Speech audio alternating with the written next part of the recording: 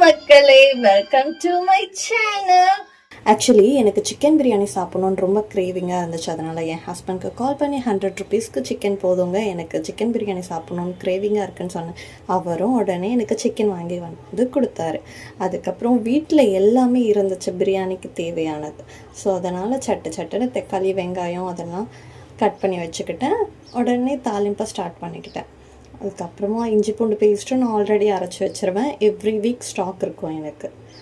And உடனே தக்காளி வெங்காயத்தை வதக்கிட்டு இஞ்சி பூண்டு பேஸ்ட்டு, மிளகாய் பொடி, மஞ்சள் தூள், அதுக்கப்புறமா ரெட் சில்லி பவுடர் அது கம்பல்சரி நான் என்னோடய எல்லாத்துக்குமே ஆட் பண்ணிவிடுவேன். ஏன்னா எனக்கு நார்மல் குழம்பு மிளகாத்தூளோட காரம் பத்தாது. அதுக்கப்புறமா கொத்தமல்லி புதினாவை ஆட் பண்ணிவிட்டு கொஞ்சமாக கர்ட் வந்து ஃப்ளேவருக்காக ஆட் பண்ணியிருந்தேன்.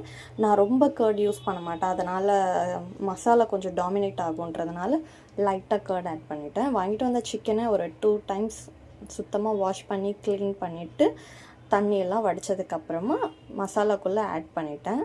அண்ட் சிக்கன் கொஞ்சம் நல்லா மசாலா கோட்டிங் ஆனதுக்கப்புறமா அரிசியை ஊற வச்சுருந்தாலே அதையும் ஒரு 2 டைம்ஸ் வாஷ் பண்ணி தனியாக எடுத்து வச்சுக்கிட்டேன், தண்ணி ஃபுல்லாக வடிகட்டிட்டு. ஆக்சுவலி நான் 1 டம்ளர் ரைஸ் எடுத்துக்கிட்டேன். ஸோ அதுக்கு 1.5 டம்ளர் வாட்டர் ஊற்றணும். ஸோ தட் நான் 1.5 டம்ளர் வாட்டர் ஊற்றி வச்சுட்டு அதை நல்லா கொதிக்கிற வரைக்கும் வெயிட் பண்ணேன். கொதித்ததுக்கப்புறமா அரிசியை நல்லா தண்ணி வடிகட்டிட்டக்கப்புறம் அதில் ஆட் பண்ணிட்டேன். நல்லா உதிர்த்துட்டே போட்டால் தான் நல்லாயிருக்கும். இப்போ வந்து கொஞ்சம் தண்ணி வற்றிட்டு தம் ஸ்டேஜுக்கு வந்ததுக்கப்புறம் மூடி போட்டு தம்முக்காக ஒரு இட்லி குண்டால தண்ணி ஊற்றி வச்சுட்டேன். ஆஃப்டர் 15 மினிட்ஸ் கழித்து ஸ்லோ ஃப்ளேம்லேயே தம்மில் இருந்துச்சுன்னா ரைஸ் நல்லா உதிரியாக வரும் இதே மாதிரி.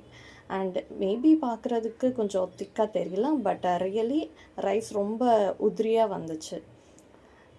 Hope you like this video. Thanks for வாட்சிங். இந்த மாதிரியான கான்டென்ட் வேணும்னா என்னை ஃபாலோ பண்ணிக்கோங்க. தேங்க்யூ.